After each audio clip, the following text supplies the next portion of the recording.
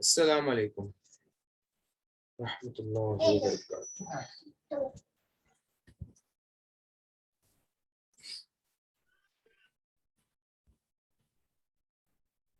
जी बताएं।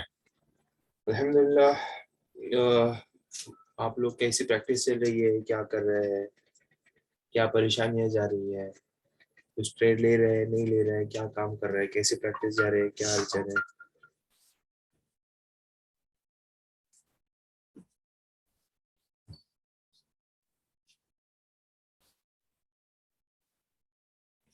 Question answer session होता है हमारा। क्वेश्चन जितना जल्दी पूछेंगे, जो भी आपके प्रॉब्लम है उतने ही फटाफट में जवाब दे पाऊंगा।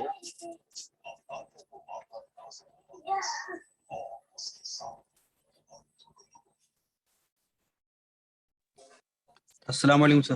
वालेकुम सलाम।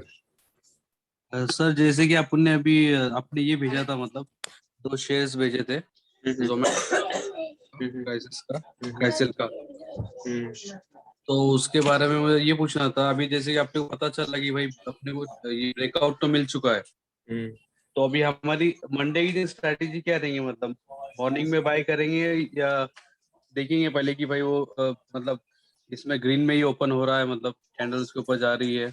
देखो, बाइंग तो हमारा ब्रेकआउट वाले दिन ही होता है। ब्रेकआउट वाले दिन जिस दिन क्लोजिंग हुआ ना, उस दिन भी आप बाई कर सकते हैं, अगले दिन भी बाई कर सकते हैं। इससे आगे और देखने की कोई जरूरत नहीं है। मतलब जब हमको मालूम पड़ गया कि भाई यहाँ पर ब्रेकआउट मिल रहा है, हमको बाय करना है, स्ट्रेटेजी फॉलो करना है, एटीआर का स्टॉप मतलब लॉस अभी रखना भी है। ऑर्डर लगा सकते हैं मंडे का? हाँ, लगा सकते हैं। एएम ऑर्डर आप लगा सकते हैं ना। एएम ऑर्डर लगा दिए तो कल वो पेन ऑर्डर, अभी एमओ ऑर्डर जब लगाएंगे वो मार्केट पे लगाएंगे ना, मतलब एएम ऑर्डर लगता है। ऑर्डर टाइप में हम जाएंगे ना वहां पर। हाँ, उसमें एक लिमिट ऑप्शन होता है और एक मार्केट होता है, तो मार्केट पे ही अपन करेंगे ना। हाँ, मार्केट पे ही करेंगे। ठीक है सर, जज़ाकल्लाह खैर। सर एमएसीडी का मतलब फुल फॉर्म क्या है sir? Moving average convergence divergence. और आरएसआई का? Relative strength index. Thank you sir.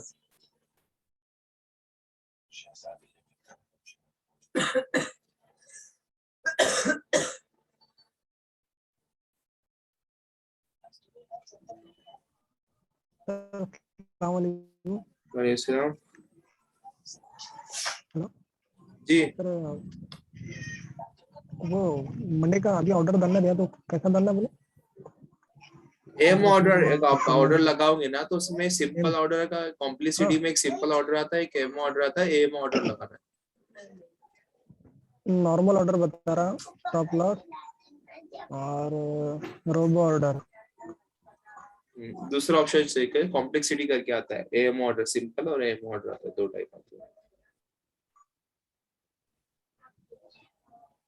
पता है एंजल के अंदर। तो एक बार सर्च नहीं कर बोलेंगे लीजिए ना? हाउ टू प्लेस ऑर्डर करके, यूट्यूब के ऊपर में समझ में आएगा। हाउ टू प्लेस एम ऑर्डर इन ऑन ब्रोकिंग आ जाएगा, क्लियर हो जाएगा। ठीक है। सर वो आपने अभी एक इसके बारे में पूछा था, ये क्रिसिल। हाँ, तो क्या चीज है सर वो समझना। क्रिसिस स्टॉक का नाम है, शेयर का नाम है। अच्छा, शेयर का नाम है क्या?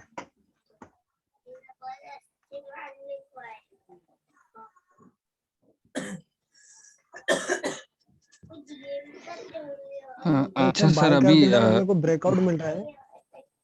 जी हेलो, अपन जी। जब बाय कर रहे सर, ब्रेकआउट मिल गया, हाँ ग्रीन कैंडल अपने को मिल गया, तो वो हाँ। मॉर्निंग में अगर अपने को इंटीमेशन मिल गया तो अपन बाय कर सकते हैं मॉर्निंग में, जैसे नहीं, 9:30 क्लोजिंग बजे भी। क्लोजिंग प्राइस पे, कि अपने को क्लोजिंग प्राइस, क्लोजिंग टाइम में ही करना है, क्लोजिंग टाइम में ही करना क्लोजिंग है। प्राइस पे ही करना है। हाँ ना, वो थोड़ा हाई चले गया तो फिर अपनी स्ट्रेटेजी के हिसाब से क्लोजिंग टाइम में ही करना है मतलब। जी, क्लोजिंग पे ही करना है। Thank you. अच्छा सर, ब्रेकआउट टाइम पे मैंने अभी मतलब क्लोजिंग टाइम पे ही बाई तो किया था, पर अभी वो 5 डेज हो गए हैं, जैसे कि वो बुलिश थर्स्टिंग लाइन के हिसाब से लिया था, तो फिर पर अभी उसका प्राइस जो है नीचे जा रहा है, तो फिर अभी सेल करना चाहिए या फिर और रुकना जरूरी? नहीं नहीं, सेल, स्टॉप लॉस जहाँ हिट हो गया सेल कर दीजिए। स्टॉप लॉस नहीं चला गया, ओपनिंग प्राइस के नीचे अगर क्लोजिंग प्राइस चला गया तो बेच दीजिए, मतलब उसमें प्राइस में बहुत ज्यादा वीकनेस है। इसका मेन मतलब ये होता है कि प्राइस में वीकनेस है, कितना नीचे जाएगा हम नहीं जानते। तो स्ट्रैटेजी में मूविंग एवरेज के नीचे 20 पीरियड्स का मूविंग एवरेज लगाइए, उसके जितना नीचे बनेगा क्या कहते हैं उसको, जो पैटर्न हमारा है वो उतना ज्यादा बेटर है। अगर ओवरऑल अप ट्रेंड में रहे ये अच्छी बात है, और दूसरा वो जो मूविंग एवरेज है उसके नीचे होना चाहिए, 20 पीरियड के मूविंग एवरेज के नीचे बनना चाहिए, नीचे बहुत अच्छा नीचे बनना चाहिए, डिफरेंस होना चाहिए दोनों के बीच में अच्छा। और ये जो 5th डे हम काउंट करते हैं वो ग्रीन कैंडल से करते हैं या रेड कैंडल से, मतलब यस्टरडे जब लेते हैं? कल की जिस दिन लिया उसके बाद की कैंडल से, मतलब जो कैंडल बनी वो 0 दिन रहता है हमारा, उसके बाद एक दिन शुरू होता है। अच्छा ठीक है, थैंक यू। अस्सलाम वालेकुम। हाँ इखलास भाई, आज ग्रुप पे जो मैंने डाला था जैसे स्क्रीनशॉट क्रीसील का और जोमेटो का, तो जैसे आपने बताया कि भाई मैंने जैसे रेजिस्टेंस सही जगह पे नहीं लगाया था, तो आप थोड़ा जैसे मुझे मालूम करना पड़ेगा भाई कहाँ सही है। मैंने आपसे बाद में पूछा भी था, आपने रिप्लाई नहीं दिया। जहाँ से बड़ी गिरावट शुरू होती है ना, जहाँ से मेन गिरावट शुरू होती है वहां पे रेजिस्टेंस लाइन डालता है, बीच में नहीं डालना है रेजिस्टेंस लाइन। अच्छा, जहाँ से बड़ी गिरावट, तो फिर बाद में नेक्स्ट टाइम मैंने आपको दिया था वैसे कि भाई ये सही है, क्या आपने रिप्लाई नहीं दिया उसका। हाँ भूल गया हूँ, काफी सारे ग्रुप्स है मेरे पास में, एक ही ग्रुप नहीं है। चलिए ठीक है, ठीक है। पर्सनल में डाल दिया कीजिए, पर्सनल में कैसा है। और दूसरी बात इखलास भाई, जैसे भाई हमने ट्रेडिंग के लिए कोई शेयर लिया, जैसे ट्रेडिंग के लिए कोई शेयर लिया, या फिर हम फिर बाद में जैसे हमारा ये रहा हुआ कि भाई नहीं इसको हमको रखना है 2-4-6 महीने या साल भर, तो रख सकते हैं ना, ऐसा कोई प्रॉब्लम नहीं ना, होल्ड कर सकते हैं उसको कितने भी दिन? नहीं प्रॉब्लम है, असल में होता क्या है वो घूम के वापस नीचे आ जाता है, और जो हमारा पैसा में जो प्रॉफिट है ना वो बुक नहीं कर पाते, लॉस में उसको छोड़ना पड़ता है। अच्छा।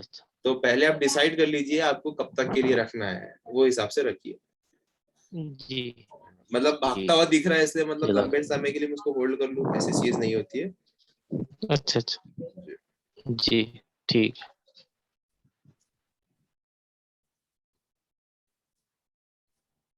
अच्छा सर, अगर मान लिया किसी स्टॉक को मुझे किसी भी प्राइस से बेचना है, तो उसको मैं मार्केट प्राइस पर डाल दूं, या स्टॉप लॉस तो वहां जरूरत तो है नहीं स्टॉप लॉस की? नहीं, अगर मार्केट प्राइस डाल दूंगा तो आप ऑटोमेटिक सेल हो जाएगा? हाँ ठीक।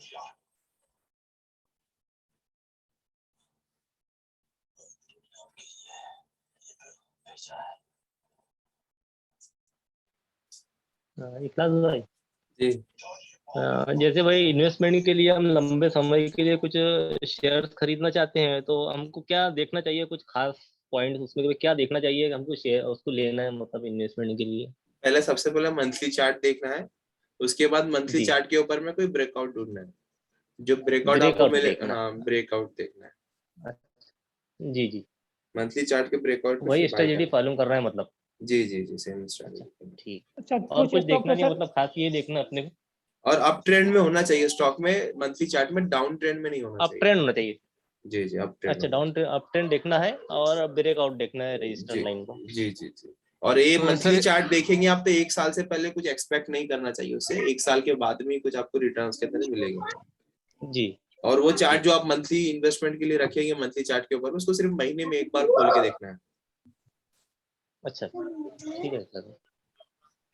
अच्छा सर, ये मंथली चार्ट पूरे साल का देखना है, मतलब लास्ट प्रीवियस ईयर या? मंथली चार्ट आप जब खोलेंगे सालों को ही दिखेगा आपको, दिन महीनों में नहीं आता। हाँ नहीं तो वो तो मतलब साल का देखना है या 2 साल का देखना है? नहीं, वो उसको हाथ छेड़छाड़ करना ही नहीं है, सिर्फ एक मंथली चार्ट लगा दिए, पूरा डेटा सामने आ जाता है आपको। अच्छा।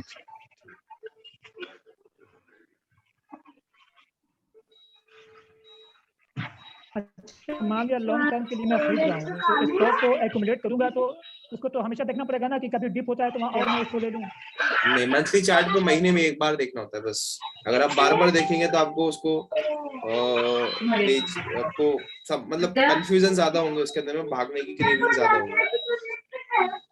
अच्छा।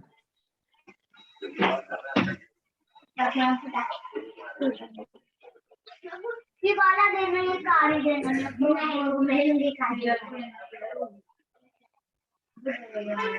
ये जो मोटा मोटा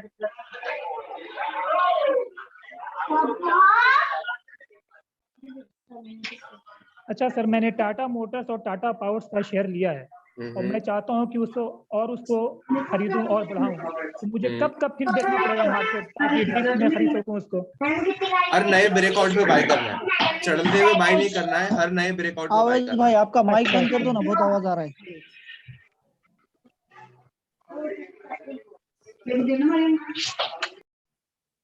हर नए ब्रेकआउट पे बाय करना है।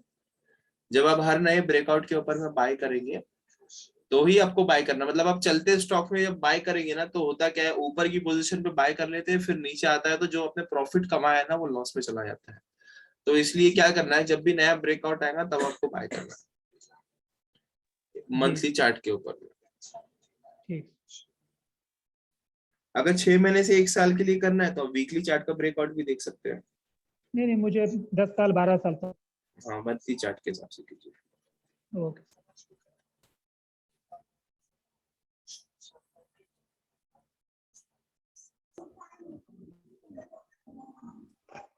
हेलो जी सर।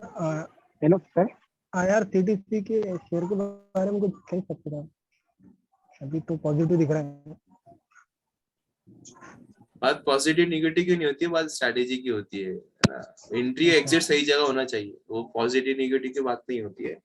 एंट्री सही जगह हो जानी चाहिए, ब्रेकआउट पे एंट्री लेना सही जगह होती है, उसमें से हमको पेमेंट मिलता है। जी सर, लॉन्ग टर्म के लिए लेंगे तो फंडामेंटल देखना जरूरी है ना? नहीं, फंडामेंटल मैंने क्लास में ही बता दिया, फंडामेंटल पंक्चर गाड़ी है, फंडामेंटल दिखा के कंपनी वाले फंसा देते हैं, इन्वेस्टर का पैसा निकाल देते हैं, रिटेल इन्वेस्टर से खरीदवा लेते हैं।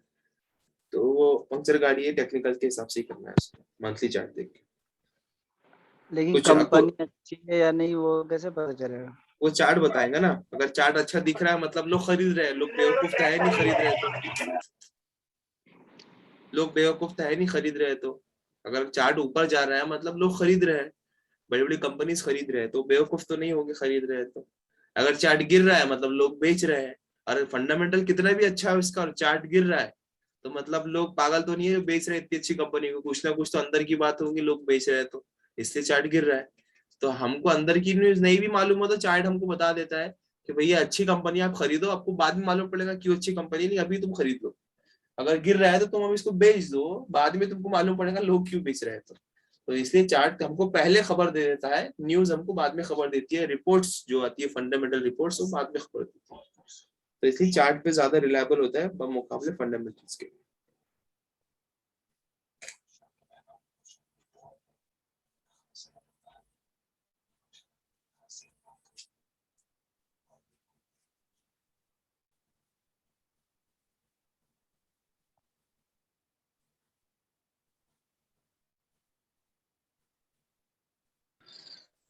अस्सलाम वालेकुम भाई। वालेकुम सलाम। जी अपना ये जो ये अपस्टॉक का जैसे कि 20 रुपीज होता है जो सेलिंग पे, तो वो प्रॉफिट पे होता है कि शेयर के उस पे होता है? आपके पैसे पर होता है, आपको प्रॉफिट हो कि लॉस हो, आपको 20 रुपए 25 रुपए काटते हो। कट्टे ही है तो मतलब अगर उससे ज्यादा प्रॉफिट रहा तो ही सेल करने में, नहीं तो हमारे अगर 20 रुपए ही प्रॉफिट है टोटल तो वो उतने अगर सेल किए तो कुछ फायदा नहीं है, बराबर ना? नहीं ऐसे मतलब ऐसा कोई तुक नहीं बनता है कि भैया 20 रुपए का प्रॉफिट से ज्यादा होना चाहिए तभी बेचो। स्ट्रैटेजी फॉलो कीजिए, वो आपको आपका कैपिटल के बढ़ाना पड़ेगा ना उसके लिए। जी अच्छा। तो वो प्रॉफिट वो देख के थोड़ी बेचेंगे ना कि अभी 20 रुपए मुझे प्रॉफिट रहा मैं अभी नहीं बेचता हूँ क्योंकि मेरा तो ब्रोकरेज कट जाएगा, वैसे तो कुछ लॉजिक नहीं होता है। अच्छा ओके, मतलब ये फायदेमंद ज्यादा शेयर खरीदे तो ही मतलब फायदेमंद, मतलब कम में करे तो हमको थोड़ा वो होता है ना नुकसान। 5,000 रुपए तो कम से कम चाहिए ही ना, उससे छोटे में क्या करेंगे। बराबर, अच्छा जी जी। 1,000-2,000 रुपए में नहीं होगा। हाँ टेस्टिंग करना है करिए, पूरा 1,000 रुपए में ब्रोकरेज में उड़ा दीजिए, कोई मसला नहीं है, लेकिन सीखना हो जाएगा। जी अच्छा। 20 रुपए पर ट्रेड है ना सर? कितने भी शेयर खरीदेंगे तो 20 रुपए पर ट्रेड है ना? जी पर ट्रेड है, 25 रुपए पर ट्रेड है, डिलीवरी में 25 रुपए पर ट्रेड होता है। हमारे जो स्ट्रैटेजीज है वो डिलीवरी की है, इंट्राडे में 20 रुपए लगता है, डिलीवरी में 25 रुपए लगता है। जी ठीक है सर। Hello sir. जी सर मोस्टली ऐसा देखा गया है जो बड़े बड़े पैसे वाले मतलब वो तो ज्यादातर फंडामेंटली फॉलो करते हैं ना। नहीं भाई, मतलब मैंने तो ऐसा नहीं सुना। जैसे राकेश झुनझुनवाला है, फिर वॉरेन बफेट है, मतलब वो नहीं बड़े बड़े लोग। तुमको बोला है क्या उन्होंने ऐसा?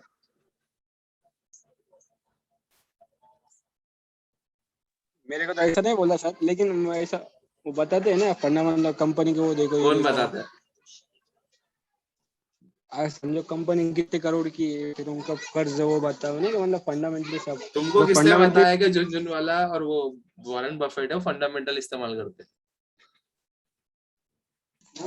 ऐसा है, पहचान वाले ने बदले थे, मतलब क्या वो भी जो है ना मेरे पहचान के, वो भी फंडामेंटली फॉलो करते ना, तो वो बोलते टेक्निकल ऐसा भंगार है, मतलब ऐसे मतलब टेक्निकल का नाम रखते हो, टेक्निकल वाले फंडामेंटल हो। हाथी के दांत दिखाने के और खाने के और होते हैं, ठीक है? आपको कोई भी अपना सक्सेस का राज नहीं बताता है। हाँ वो तो सही। हमको ट्रेडिंग करना है, ट्रेडिंग के अंदर फंडामेंटल्स के हिसाब से आप ट्रेडिंग नहीं कर सकते। अच्छा ठीक। फंडामेंटल्स में आपको एंट्री एग्जिट ही नहीं समझ में आता है, कहाँ पे एंट्री लो कहाँ पे एग्जिट करो।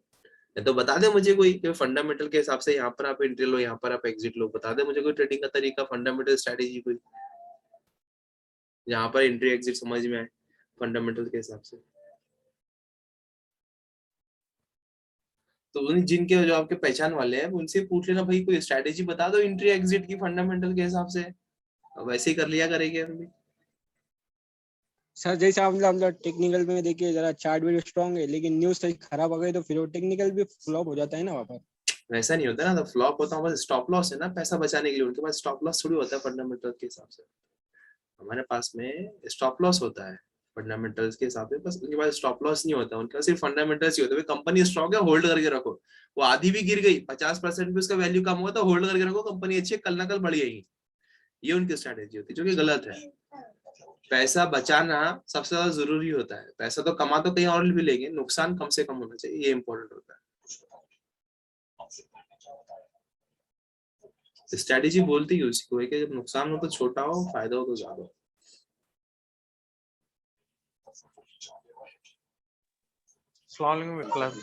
अस्सलाम।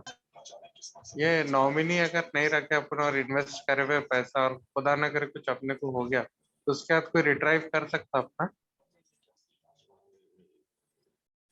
यार इसका आइडिया नहीं है मेरे को, ऐसा कुछ ज्यादा डिटेल में नहीं गया उसकी, लेकिन होना चाहिए कुछ ना कुछ क्लॉज रिलेटिव वगैरह क्लेम करे तो मिलना चाहिए।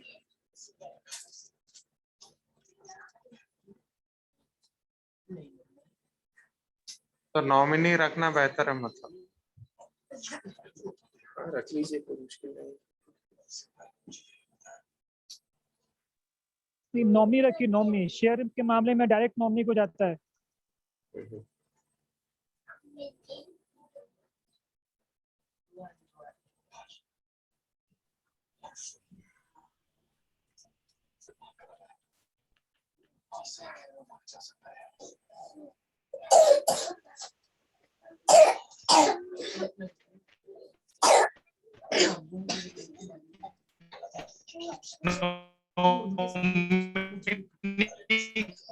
कहाँ पे रखेंगे, कैसे रखेंगे, कैसे ऐड करेंगे नॉमिनी? जमील भाई देखिए मेरे को उसका आइडिया नहीं है, ठीक है? आप एक बार, इंटरनेट स्लो चल रहा है। जमील भाई देखिए मेरे को आइडिया नहीं है, आपको यूट्यूब के ऊपर जाके सर्च करना पड़ेगा एक बार नॉमिनी रखने के लिए। जो भी आपका ब्रोकर जो भी डिमैट अकाउंट आप यूज कर रहे हैं, एक बार यूट्यूब पे जाके देख लीजिए नॉमिनी कैसे रखते हैं, तो उस पर आपको प्रोसेस मिल जाएगा। सर वो स्टॉप लॉस के बारे में थोड़ा सा बताओ ना, कितना परसेंट में रखना है? मतलब कोई परसेंट नहीं है, जो स्ट्रैटेजी बताई है ब्रेकआउट के लिए एटीआर यूज करना है, स्विंग ट्रेडिंग के अंदर में ओपनिंग के प्रीलो में रखना है, बस ये दो चीजें। कोई परसेंट वगैरह कुछ नहीं है उसके अंदर में। अच्छा, परसेंटेज वगैरह कुछ नहीं है।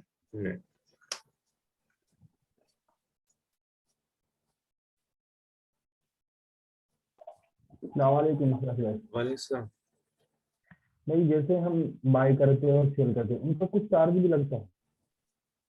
ब्रोकरेज लगता है ना, 25 रुपए ब्रोकरेज लगता है, जो डीमैट कंपनी उसको देना पड़ता है खर्चा 25 रुपए पर ट्रेड का। अच्छा, पर ट्रेड का जी। ओके। अस्सलाम वालेकुम सर। वालेकुम सर मुझे ये पूछना था, अभी जैसे कि अभी मार्जिन अपने को ऑप्शन देता है, वो MTF के कुछ तो बोलता है उसको, प्लेज जो है उसको एक्सेप्ट करो, वो तो पैन नंबर डाल के अपना ट्रेडिंग अकाउंट नंबर डाल के वो इंक्रीज करो बोल रहा है, मतलब एज पर सेबी रूल अपने को मैंडेट किया उसने बोल के। तो इसका कैसा रहेगा मतलब? कौन सा डीमैट अकाउंट है आपका? मेरा एंजल है सर।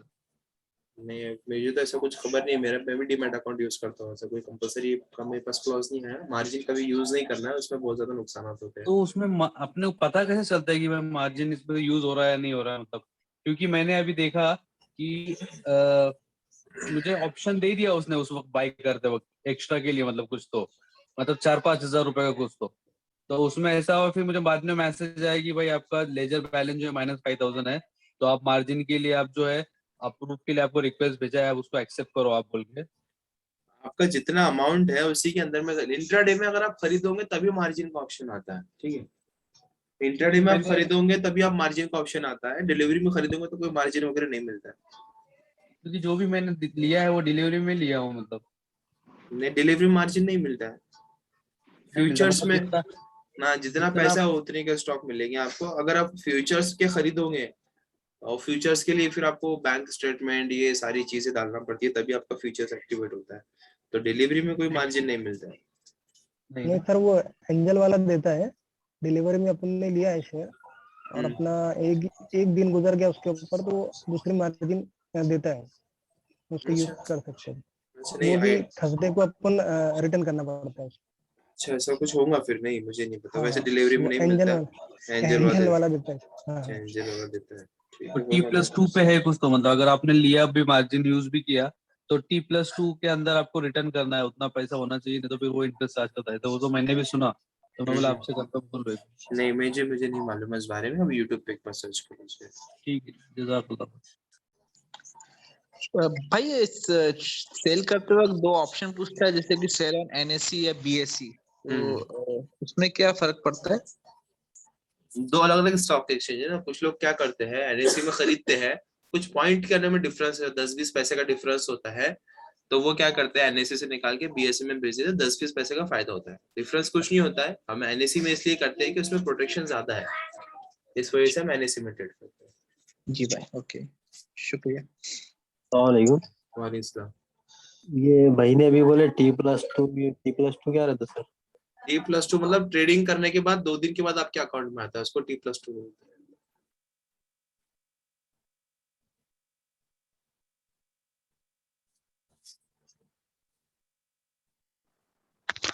हेलो, सॉरी अखलास भाई, ये ATR का 10 डेज रखना है ना?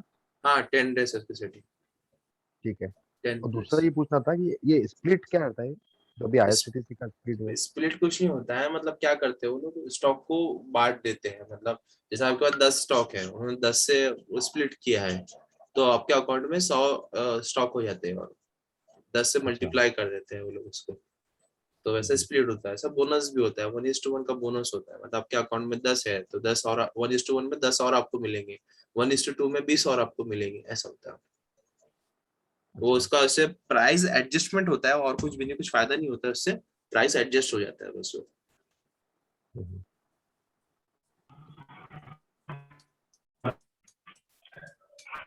हेलो जी बोलिए। सर मुझे टारगेट का बता दीजिए, 1:2 का जो है वो किस तरह से निकालते हैं? जैसे अभी जोमेटो का जो रेट आपने बताया था 153 का बाई करना है, तो सर इसका टारगेट किस हिसाब से निकालना होगा? मतलब कैसे निकालेंगे? देखो टारगेट में तो क्या है, टारगेट में रेजिस्टेंस माइनस सपोर्ट होता है, ठीक है। ये हमारा एक ऊपर का टारगेट निकल जाता है, ठीक है। लेकिन उसके बीच में अगर आपको क्या दिख रहा है, कोई जो हमने पैटर्न्स पढ़े ना, bearish engulf, bearish thrusting line, two is a top, अगर ऐसा कोई पैटर्न बनते हुए निकल रहा है ना, तो ऊपर ही निकल जाना चाहिए, ठीक है। वो टारगेट हिट होने से पहले ही निकल जाना चाहिए। उससे क्या होता है, वो सिग्नल देता है कि प्राइस नीचे गिरने वाला है, तो टारगेट हिट होगा नहीं, जो प्रॉफिट हमने कमाया वो भी लॉस में चला जाएगा। तो इसलिए टारगेट तो वैसे ही निकलेगा, रेजिस्टेंस माइनस सपोर्ट, जो जितना भी बचेगा उसको ऊपर ऐड कर देना रेजिस्टेंस लाइन के, तो ये आपका टारगेट बन गया। लेकिन अगर आपको कोई बेरिश सिग्नल मिल रहा है तो उससे पहले निकल जाना। ये तो सर जैसे कि एक टारगेट होगा, अगर दूसरा टारगेट भी हमको रखना वो किस हिसाब से निकालते हो? जैसे एक टारगेट का आपने वो एक्सपीरियंस से आती है वो चीजें। अच्छा, वो ट्रेलिंग स्टॉप लॉस करते हैं, ऐसे ही देखते, जब तक बेरिश कोई सिग्नल नहीं मिलता, जब तक उसमें बने रहते हैं वो ऊपर चलता चला जाता है। अच्छा, ठीक ठीक।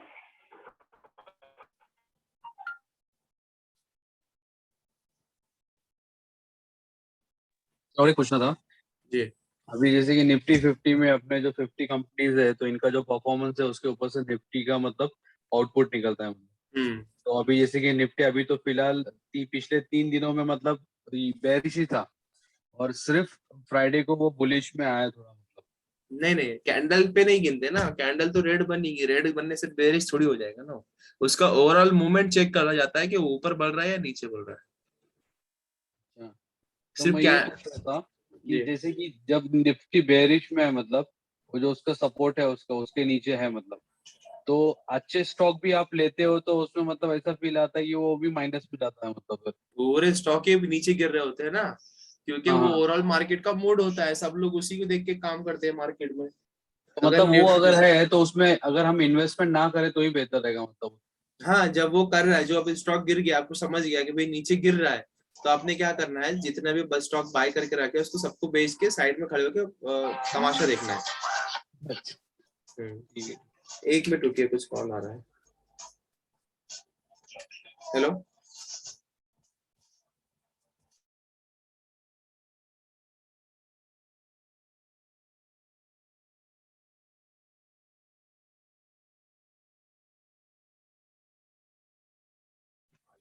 पता नहीं कोई यूनाइटेड स्टेट के नंबर से कॉल आ रहा था। कुछ पता है किसी को, पहली बार आया यूनाइटेड स्टेट्स के नंबर से कॉल? किसी को आइडिया है कुछ, अमेरिका के नंबर से कोई कॉल आता है तो क्या कुछ फ्रॉड वगैरह है, कुछ सीन है? नहीं। हाँ वो फ्रॉड है और उसको एक उसका वो भी करना है, अपने को रिपोर्ट करना है उसको। इखलास भाई, ये तो एक तो क्या है जो इंटरनेशनल जो कॉल्स आ रहे हैं ना अभी, एक तो क्या है कि इसके 2 रीजन है। एक तो ये है कि एक तो फ्रॉड है, या फिर दूसरा जो है ना, अभी करेंसीज के अंदर इंटरनेशनल वाले बहुत ज्यादा अप्रोच हो रहे हैं। जैसे अपने पास कहीं पे नंबर अपडेट हो गया ना, तो ये थर्ड पार्टी जो रहते हैं ना रिसर्च वाले, कि हमारा सर्विस लो, हम आपको डेली बेसिस पे टिप देंगे, तो वो टाइप में भी कॉल्स रहती है। अच्छा, ठीक। मुझे पहली बार आया कॉल, मैं इतने सालों से काम कर रहे, कभी आया नहीं पड़ा से, इसलिए पूछा। फ्रॉड के अंदर थोड़ा सा प्रिकॉशंस लेना है। फ्रॉड के अंदर ये है कि इसके अंदर अपना एक तो ये है कि अपना ये जो अभी क्या है वो जो सॉफ्टवेयर आया है ना हैकिंग वाला, कौन सा? नहीं मालूम। अरे ये आया है मुझे अभी 8-10 दिन पहले आया था मेल पे, कॉर्पोरेट मेल पे आया था वो। अच्छा। हाँ, तो उसका इशू ये है कि वो आपको तो वो इथिकल हैकर मतलब हैकर्स है वो, आपको ब्लॉक करते हैं और कॉल करके आपको बोलते हैं कि आपको अगर अनलॉक करवाना है तो आप इतना $1 अकाउंट में ट्रांसफर मारो। अच्छा। पहले जोमेटो का वो नाम भूल रहा हूँ मैं इसका, पहले जोमेटो का और एयर इंडिया का हुआ था ना, उन्होंने किए थे हैक, वो हैक है। जी, वो भी हो सकता है। ठीक है, जज़ाकल्लाह। जी इखलास भाई, हाँ, जैसे हम डेली कैंडल्स देखते हैं तो हमारा जो 20 MA जो लगा हुआ है तो वो 20 दिन का दिखाता है, वो 20 डेज का। फिर जैसे हम उसको मंथली करते हैं तो फिर 20 मंथ्स का बताएगा क्या? हाँ, 20 मंथ्स का बताएंगे। अच्छा, ठीक जी।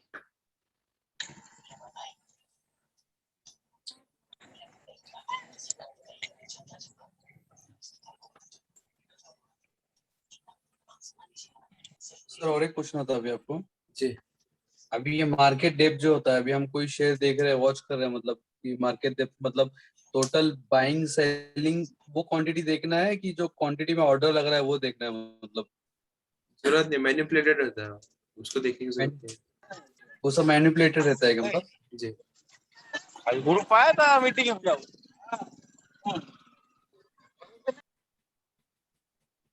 ठीक है सर, जी।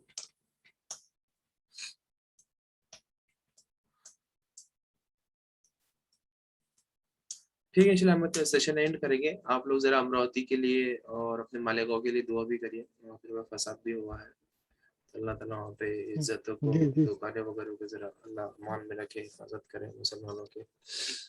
ठीक है, इंशाल्लाह हम यहाँ क्लास एंड करते हैं। जज़ाकल्लाह खैर, अस्सलाम वालेकुम रहमतुल्लाह। अगले हफ्ते इंशाल्लाह फिर मुलाकात होगी, फिर प्रैक्टिस कीजिए, ट्रेड्स लीजिए, क्वेश्चंस रहेंगे तो और सेशन लेने में मजा आएगा इंशाल्लाह। अस्सलाम वालेकुम रहमतुल्लाहि व बरकातहू। जी वालेकुम।